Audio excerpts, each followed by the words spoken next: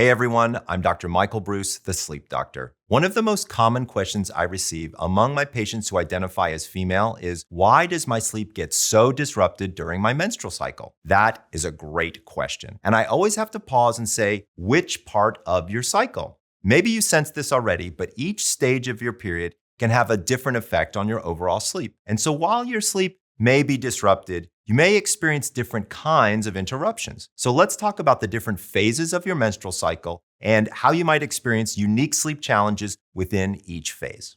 First up, phase 1, menstruation. That's right, we begin with what most people regard as the end, but it's actually when your cycle starts fresh and your body sheds the lining it's built up in preparation for pregnancy. During menstruation, estrogen levels are at their lowest level of the month, and you may feel tired and irritable. A solid 7 to 8 hours of sleep can help with these symptoms, but it might not be that easy. You could be experiencing cramping and a general feeling of malaise and nausea. These can all make it harder to sleep. As for practical concerns, you may find you need to change your pad or tampon in the middle of the night in order to avoid slippage or leakage, so sleep fragmentation is also a concern. Now you're on to the follicular phase, which includes the days leading up to ovulation. Your period symptoms ease, estrogen levels are on the rebound, and overall, you're probably feeling pretty good.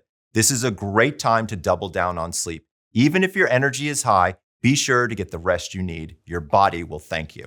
Now, at the mid-month mark, your ovary releases an egg during a process called ovulation. Your sex drive is at its peak just before and during ovulation, so you might want to take advantage of that by enjoying some quality time between the sheets with your partner. It can also be a good time to explore outside your comfort zone by taking a class, meeting new people, or traveling, as you might feel a little bit bolder than usual. Then, immediately after ovulation comes the luteal phase, which usually lasts about 2 weeks. Progesterone gradually builds during this time and peaks just before your period, at which point it then drops along with estrogen when your period begins. These crests and valleys are responsible for your classic premenstrual symptoms, including bloating, headaches, sore breast, and changes in mood. Remember, hormone swings can also lead to sleep disturbances like insomnia. That's a lot of information, and not all of it is the best news for your sleep.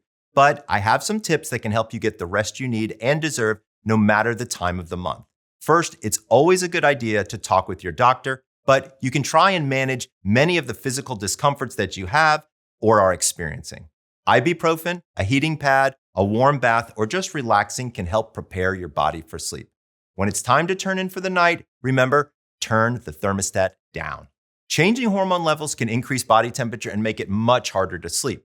Make sure your bedroom is nice and dark and that your sleep environment is quiet. Once you lay down, you may want to change your sleeping position depending upon what symptoms you're experiencing. For example, if you have back cramps, try sleeping on your side with a pillow between your knees to ease tension on your lumbar region.